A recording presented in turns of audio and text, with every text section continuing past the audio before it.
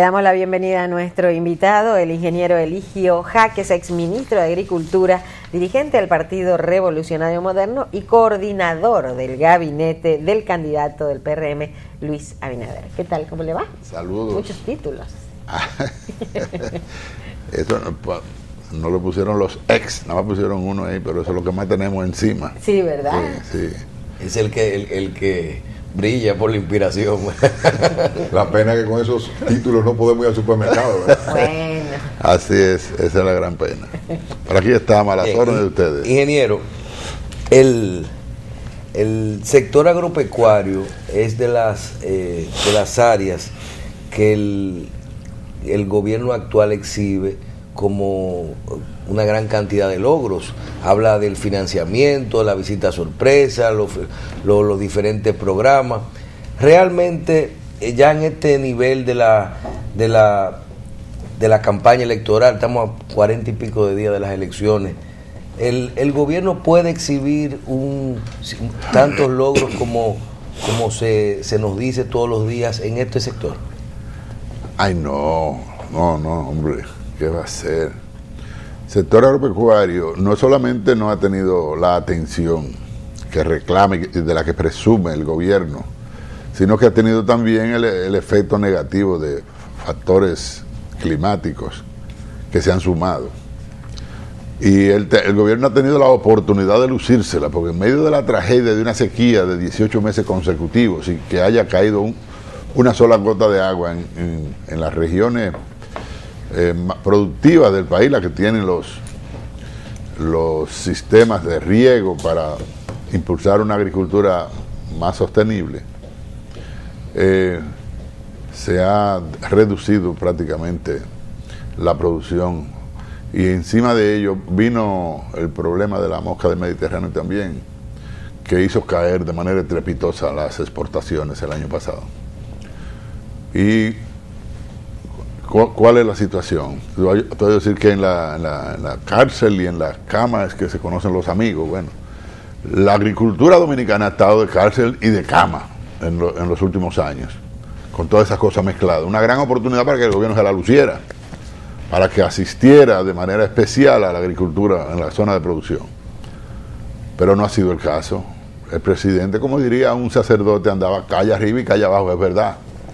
Ha ido mucho el presidente a los campos y eso es bueno. Un presidente aquí en República Dominicana es un emperador, que se supone dueño de la solución de todos los problemas. Y la verdad que por la cultura de los dominicanos, parece que cuando estamos frente a un presidente, a veces se nos olvidan los problemas por el acontecimiento de la presencia de un presidente, porque es tan extraño eso, ver a un presidente metido en un campo, que a veces se nos olvidan, y cuando tenemos la oportunidad lo que hacemos es que nos ponemos a decirle cosas bonitas. Pero en medio de esa situación, le quiero decir que ha habido una baja significativa en la asignación de recursos de parte del gobierno a los presupuestos de las instituciones del sector agropecuario. Pero estamos hablando de asignaciones promedio reducidas prácticamente en 3.000 millones de pesos anuales en los 3 años de gobierno de Danilo Medina. Estamos hablando de una reducción, oiga bien, de la asignación de recursos en calidad de préstamos que el sistema financiero aporta al desarrollo rural en la República Dominicana, al desarrollo agropecuario específicamente, de un 1% de la masa crediticia. Estamos hablando de que una masa crediticia que te mueve 750.000 millones a la producción, al consumo, al turismo, un 5.2% durante los últimos 3 años del presidente Leonel Fernández fueron al campo. En el gobierno de Danilo Medina eso bajó de 5.2 a 4.2. Yo no sé por qué pero él no le asignó los fondos, por ejemplo, el dinero del FEDA no entra ahí, del Banco Agrícola, de los diferentes formas de financiamiento, ¿no? Estoy hablando de todo eso. Y bajó. Porque el FEDA no es un banco, el FEDA canaliza, es un canalizador que ha venido a sustituir el protagonismo del Ministerio de Agricultura, porque el presidente lo ha preferido así, en una trastrueque de institucionalidad.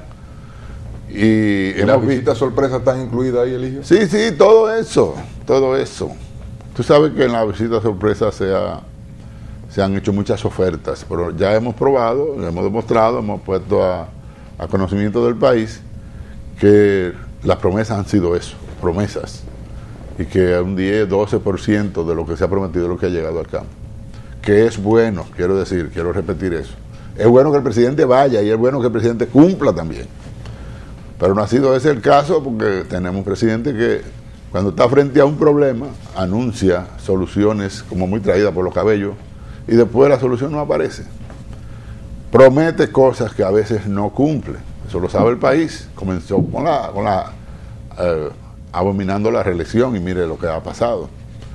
Eso es lo propio que ha pasado con la situación en los campos de la República Dominicana. Mire, usted sabe que en un país como el nuestro, un país tropical, con 77 millones de tareas, no todas aprovechables naturalmente, porque tenemos muchas tierras de la categoría séptima y sexta y quinta. Se supone que tiene que haber... Esas son categorías que no se pueden utilizar para... No, pero se usa para fines de explotación forestal, por ejemplo. En un país así, que las llanuras son escasas y las tierras de primera categoría son también escasas, de esos 77 millones, apenas 1,5 millones de tareas son de primera categoría. Se supone que entonces tiene que obrar la mano del Estado para contribuir a retener ese mineral que circula, que es el agua, indispensable para el éxito de la agricultura. Y este gobierno, en 3 años, casi 4 años que vas a tener, encontró 2 obras en desarrollo de retención de agua, obras hidráulicas.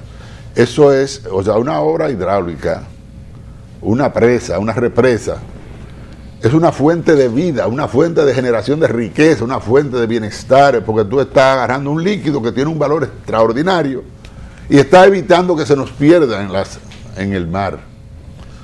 Y entonces se supone que en cada gobierno debe haber en desarrollo una obra hidráulica, por lo menos una, que retenga ese líquido para dispersar las aguas para las llanuras más abajo. Y resulta que este gobierno encontró 2 obras hidráulicas en desarrollo, que era la presa de Guaigüí y la presa de Montegrande. La de Guaigüí en La Vega y la de Montegrande entre Bauruco y Barahona. Hace más de 1 año que las 2 presas están paralizadas. Nosotros tenemos un proyecto ahora que nos ha tocado trabajar intensamente con grupos especialistas en la materia, en la formulación de un programa de gobierno, pensando en el gobierno que se inicia a partir de este año, en agosto 16, para iniciar la construcción de 4 grandes presas. Primero, eficientizar el sistema de riego que hay en la República Dominicana, ver cómo sacamos más provecho de lo que ya hay hecho, las 34 presas pequeñas, medianas y grandes, bueno, de acuerdo al territorio nuestro, que hay en la República Dominicana. Eficientizarlo, que menos agua se nos pierda. Corregir, se pierde una cantidad inmensa de agua. Creo que estamos aprovechando el 40% de las aguas que salen para los sistemas. Pero realmente, de las aguas que generan las fuentes, manantiales, represas, presas, solamente se está aprovechando un 12%. Esa es la información de los especialistas en materia. El resto del agua que se genera en la fuente de la República Dominicana va al mar. Estamos ayudando la naturaleza del universo, pero estamos perjudicando grandemente, dejando de aprovechar enormemente la naturaleza dominicana. Entonces nosotros queremos cambiar esa situación. Hemos establecido el siguiente orden. Primero, eficientizar los sistemas que tenemos en la República Dominicana. Usted no está hablando del programa de gobierno en la parte de agricultura.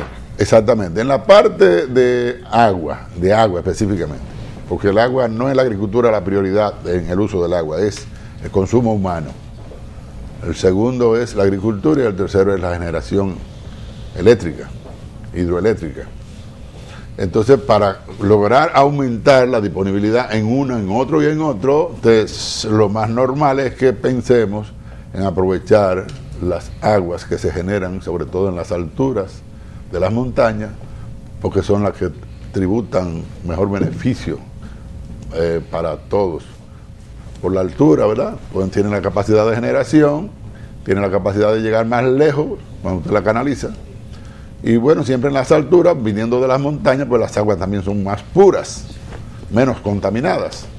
Todo esto ayuda. Por eso en un programa de gobierno que se va a poner en el curso de esta semana a disposición del país, se incluye no solamente el habilitamiento, el mejor aprovechamiento de los sistemas ya establecidos. En segundo lugar, la terminación de las dos presas paralizadas de manera irresponsable por el actual gobierno, la de Guayguí y la de Barahona Montegrande. Y en tercer lugar, entonces, el inicio de 4 represas que son importantes, seleccionadas entre una docena más o menos que están preestudiadas y que son prioritarias. Una de ellas, la que habrá de sustituir el agua que llega a la capital, para que venga desde el río Yuna, la parte alta de Bonao, en tuberías. ¿Qué sustituye esa? Esa vendría a suplir la demanda de esta franja de Bonao, Villa Altagracia, Los Alcarrizos, Perobrán, Santo Domingo Este y el Distrito Nacional, para que el agua que hoy de manera abusiva entra a la capital, quitándosela al pueblo de Baní, esa agua de la presa de Valdeza se quede en Baní para que entonces impulse el desarrollo de la agropecuaria, una agropecuaria que está llamada a ser la más rentable de la República Dominicana.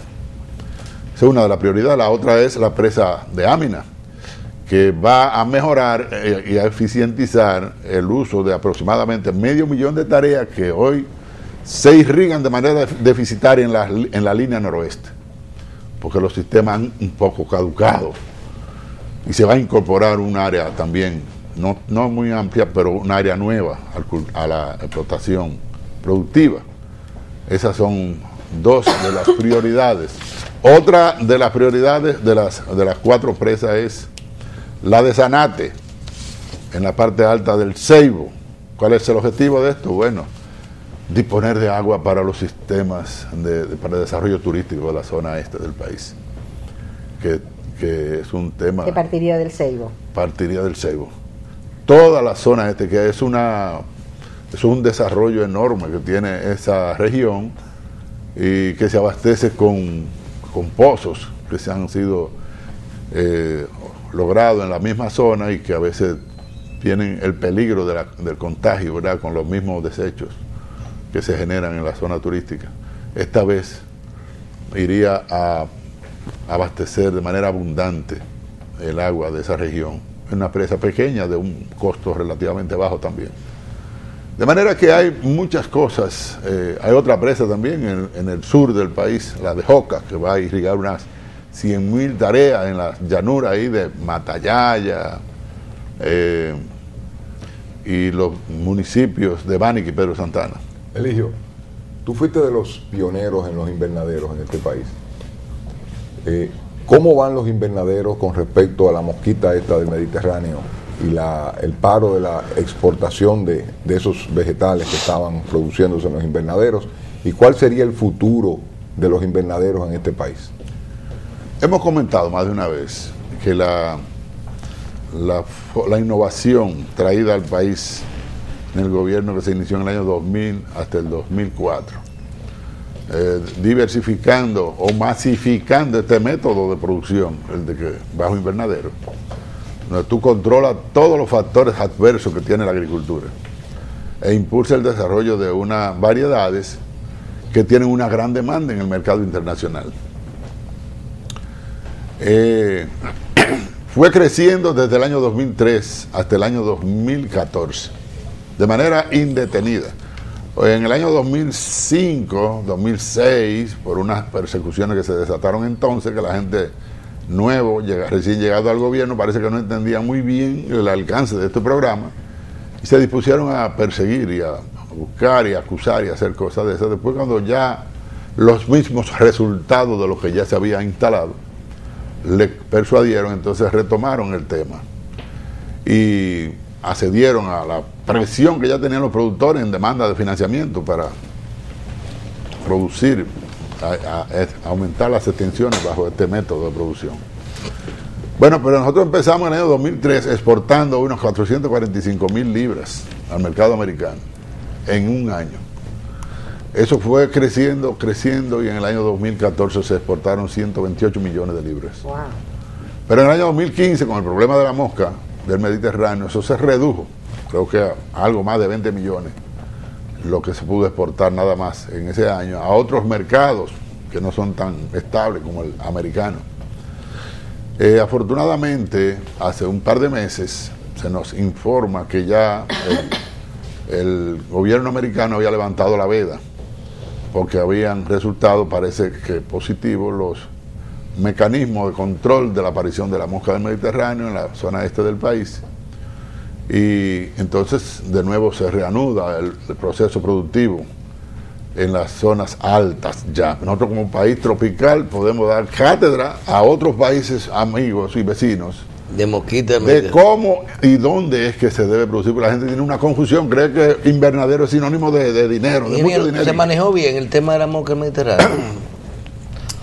La impresión es que aquí hubo unos pesticidas que vinieron de Estados Unidos que fueron usados en el este. Parece que no fue tan rápido la multiplicación y muchas preocupaciones que tenían los propios americanos vinculados a la operación fueron resueltos. Por eso ellos mismos tomaron alguna medida en la zona de producción también para controlar la aparición de la mosca, que no llegó, nunca se llevaron algunas trampas que se pusieron en algunas zonas, en Constanza, Jarabacoa, Ocoa, y en las trampas parece que pasó un tiempo y no aparecieron, no hubo presencia del insecto, entonces ellos tomaron la decisión.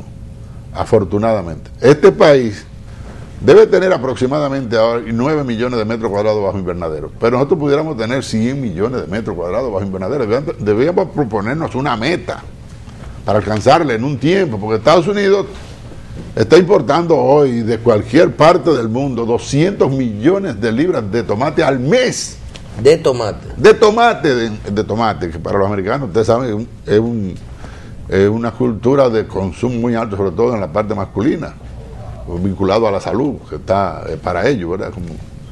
Entonces, ese plan necesita de una reorientación de los recursos hacia la zona de producción. San Juan de la Maguana, por ejemplo, tiene 50 millones de metros cuadrados a la altura ideal para la producción de invernadero.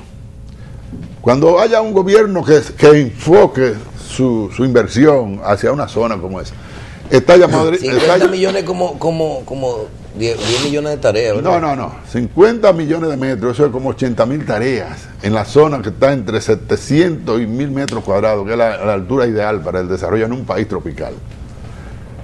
Entonces, San Juan de la Maguana estaría llamado a ser una de las provincias más ricas del país, siendo la más grande, como la es, con sus 3.500 kilómetros cuadrados. De ahí tú sacas nada más esa franja que está a esa altura y tú vas a conseguir fuentes de empleo masivas en todos los municipios de la altura, no en el valle de San Juan de la Maguana. Eso sería para otro tipo de diversificaciones, pero en la parte alta, pensando por Vallejuelo, que es un valle muy parecido al de Rancho Arriba. Rancho Arriba ya tiene 1.600.000 metros cuadrados, ahí se ha generado casi 5.000 empleos, nada más con los invernaderos. Tú puedes lograr lo mismo en Vallejuelo y te queda a menos de una hora el muelle ahí de Barahona, que se puede habilitar para darle más vida. De modo que son parte de las ideas que se están manejando en la instalación del plan de gobierno, programa de gobierno que se pondría en práctica. En República Dominicana, el otro día hablábamos con unos productores y veíamos una discusión entre unos clientes de ellos del extranjero que decían: el problema es que cada vez que negociamos con los dominicanos le compramos y no nos garantizan, siempre se cae la curva de la entrega. O sea, bueno, un furgón semanal y a los 3 meses ya se acabó el furgón y no hay de dónde terminar de suplir la cosa. Es que el productor dominicano no no tiene constancia en la producción, o es que todavía hay que subir más la cantidad de terrenos para poder suplir estos mercados internacionales, porque ellos no quieren comprar, pero nosotros cuando le vendemos se nos acaba el ciclo y no le podemos dar lo que ellos quieren, que es constancia. Tienes razón lo que así reclaman, porque nosotros hemos estado tratando de crear, hemos hecho esfuerzo por crear una cultura exportadora que comienza con la preparación del terreno. En la zona del Cibao, entre La Vega y Villa Tapia, yo recuerdo un viejo agricultor, promotor que siempre estaba en los medios de comunicación, don Pitite Gómez Estrella. Vivía hablando de que esa condición de terreno arcilloso que tiene el centro del Cibao, que tú la ves negra, muy bonita, ¿verdad? Pero entonces no permite permear el agua hacia abajo, no filtra el agua, cuando el agua cae se nos queda encima de la superficie. Entonces a los cibaeños les gusta mucho la sembradera de víveres. Ocurre que cuando tú siembras batata, por ejemplo, o yuca, y la tierra se te queda con el agua encima, y lo que tú tienes es una pudrición inmediata abajo. Y él vivía hablando de la necesidad de hacer camellones, de hacer camellones, de hacer camellones. Eso es como un muro, hacer muro, ¿verdad? Hay unos implementos agrícolas que te lo permiten hacer. Cuestión de que el agua fluya, que corra, y hacerle drenaje, siempre insistir. Como canales. Sí, claro, para que el agua cuando cae, baje, no moleste al tubérculo o al rizoma, y se vaya caiga al destino final, que debe ser un río, ¿verdad? Entonces, ahora tú vas hoy caminas por Villa Tapia, tú caminas por La Vega, por la parte alta, la hierba, por ahí por donde nació el Cardenal, Barranca, y todas las áreas tú la ves llenas de camellones. O sea, la gente aprendió que es bueno y no malo hacer una inversión adicional para hacer los camellones. Bueno, eso es cultura de producción y que genera una yuca producida ahí así, con los terrenos escurridos, tú la puedes exportar. Con los terrenos planos, tú la exportas y a los 2 días ya la yuca se está pudriendo allá en los anaqueles. Eso es lo que pasa con las exportaciones, que a veces nosotros salíamos al mercado, yo me recuerdo en los tiempos del doctor Balaguer, en los 12 años, si había una sobreproducción, salía gente a Estados Unidos a ver si colocaba esa sobreproducción. No era una producción que se generaba fruto de una cultura exportadora que te comenzaba con la semilla, con la selección de la semilla, o con la preparación del terreno. Entonces, esa es parte de las cosas que nos faltan a nosotros en la República Dominicana. Tenemos que preparar mentalmente al productor. No importa que el mercado local sea más atractivo para que el mercado internacional. En determinado momento, como pasa, por ejemplo, ahí pasó las ráfagas de viento del huracán Erika el año pasado y nos tumbó aproximadamente 50.000 tareas de banano en la línea noroeste. Acabó con muchos plátanos, además la sequía había diezmado, el plátano estaba a 25 pesos en el mercado, aquí tú no lo recuerdas. Sí. Bueno, pues mucha gente llegó a pensar, bueno, pero que no exportemos banano hacia Europa. Se salen aproximadamente 500 contenedores de banano semanal de Manzanillo para Europa, sí señor. Wow. 500 contenedores semanales. Yo le quiero decir que hubo una gran presión, inclusive de algunas autoridades, para que evitáramos mandar al exterior los bananos y los usáramos en el mercado local para combatir los precios. Óyeme, así no funciona el mercado internacional. Entonces ahí que viene el problema. Ahí que viene el problema de cuando la gente dice, bueno, aquí el mercado local está bueno, que él llegó a venderse el quintal de banano de esa menudencia hasta 600 pesos. Entonces, hay que tener un respeto por los compromisos comerciales cuando se asumen con los mercados internacionales. Sí. Que no se cumplen. Ingeniero, finalmente, estamos a 45 días de las elecciones. Usted está, ¿en qué parte usted se va a involucrar en esta recta final? ¿Qué zona le va a trabajar y qué actividades tienen ustedes? En los últimos días hemos estado también haciendo algunos ajustes para la distribución de la mayoría de los dirigentes en las áreas, en todas las áreas pobladas de la República Dominicana. a nosotros nos corresponderá estar por lo menos 3 o 4 días en la provincia de Santiago de los Caballeros, junto a un grupo de dirigentes importantes del partido, entre ellos Darío Castillo, uno de los tecnócratas políticos más efectivos que tiene el desarrollo político de la República Dominicana.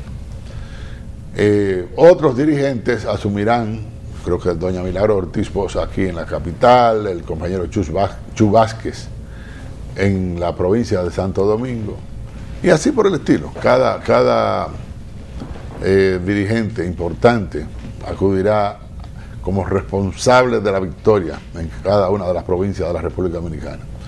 Aquí va a haber muchas sorpresas, porque, por cierto, yo vi que la semana pasada nos anunciaron que a partir de hoy no habría anuncios de la promoción del gobierno y de la candidatura del gobierno. Usted abre el celular en las cuentas de Twitter o de Facebook y te aparece de una vez sendos, no se conforman con uno, ahora salen 2 en línea ahí, anuncios del gobierno. Y en la televisión he estado viendo, como en todos los canales que me moví hoy, nada más por curiosidad, estuve viendo anuncios del gobierno. Ya pasó la Semana Santa, ellos dijeron que a partir del lunes iban a quitar toda la publicidad. Y la publicidad sigue intacta. Yo sé que esto afecta también los medios, pero nosotros tenemos que reclamar en cualquier terreno la igualdad de derechos. Por ejemplo, en la televisión, aquí hay varios canales de televisión que corresponden al Estado. Y nosotros quisiéramos ver que haya una distribución equitativa de la publicidad para los distintos partidos políticos en la República Dominicana. Que no tenga ese privilegio del cual abusa a menudo el gobierno, a llegar al extremo de hasta de ni siquiera querer pagar peaje en la línea de jipetas nuevas que ahora tienen aquí, no solo aquí, lo vimos ahora también en Nueva York, no sé qué irían a hacer. A lo mejor están pagando los peajes en Nueva York y pagando las placas de manera que allí no juegan, allí no le van a dejar pasar como ocurre aquí en la República Dominicana. Por eso está tan bien situado el candidato Luis Abinader en las seccionales del exterior, donde rigen otras leyes, y los dominicanos que allí residen ven con mucha preocupación la amenaza a la seguridad de sus familiares aquí en la República Dominicana. Yo tengo confianza de que a medida que pasen los días se nivele un poco esa diferencia abismal que hay entre los espacios publicitarios que usa el gobierno comparado con los demás partidos de la oposición. Bien. Ingeniero Eligio Jaques, muchísimas gracias por estar aquí hoy. Vamos a ver si un poquito más adelante ya con el programa, luego de que el PRM presente el programa oficial, podemos discutir algunos temas ya, aunque tuvimos algunos avancitos, ¿verdad? de la parte agropecuaria. Muchísimas gracias. Siempre a la orden suya. Gracias por estar con nosotros al ingeniero Eligio Jaques, exministro de Agricultura y dirigente del Partido Revolucionario Moderno. Gracias. Bien. Hacemos una pausa.